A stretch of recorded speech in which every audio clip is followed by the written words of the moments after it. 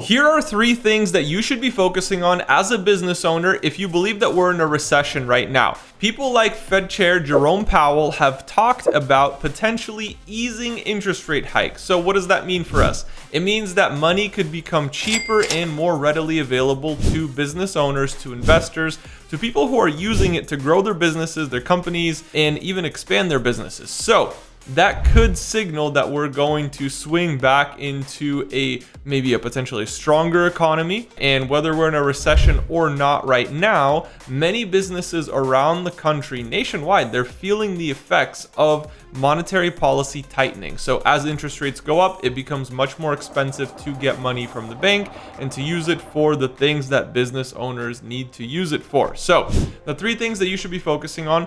Number 1 is employee retention. You might be thinking, what do employees have to do with this?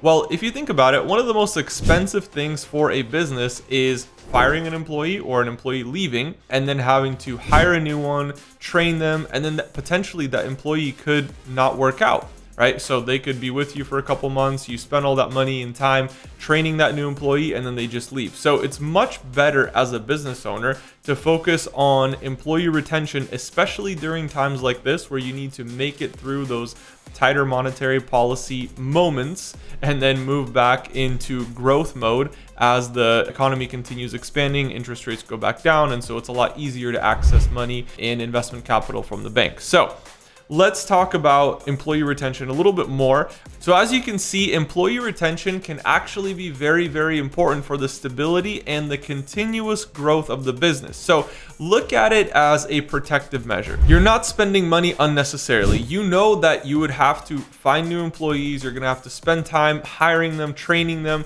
And a lot of times that's a big expense for companies. So it's much better to just retain the ones that you have and even incentivize them in certain ways to stay and to continue growing with the company, even if it means you have to incentivize them financially, because at the end of the day, that's going to be a lot more affordable than spending money to hire new people. And it goes a lot further than just finances. Employees have different goals in their lives. So one of them could be financial, another one could be personal growth. Also professionally, maybe they want to reach a promotion. Maybe they want to learn a certain skill, right? There's certain developmental aspects to employee retention that must be adhered to, and you have to understand your employees. You guys have to be in tune so you can understand what things are priorities for them so that you can help them reach those goals and continue being developed by you and your organization and continue wanting to work with you. Now, the second thing that business owners should be focused on is limiting spending on liabilities. So there are many things as a business owner that sometimes we think we need, but in reality, maybe we don't really need those, especially in times like this where it's maybe 6 months, maybe a year, maybe a couple years where monetary policy is tighter and we need to focus more on becoming more efficient with what we already have. And then later on, we can continue expanding and spending money on the things that maybe aren't quite a necessity, but it's just nice to have them, right? So think of it as luxuries of the business. So what are the luxuries in your business that you're maybe spending money on that make things convenient, or maybe are just easier ways to do things, but maybe it's just unnecessary spending?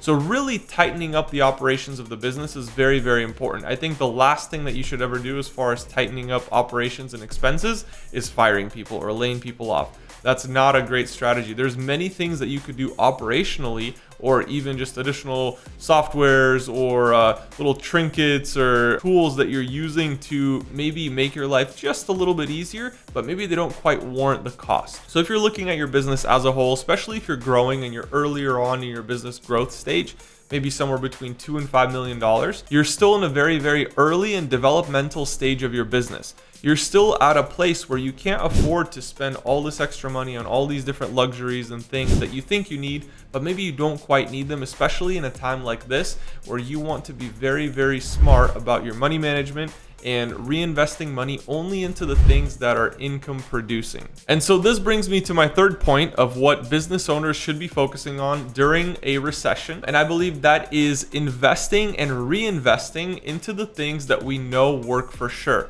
This is not a time to spend all your money just testing different things and hoping something works out.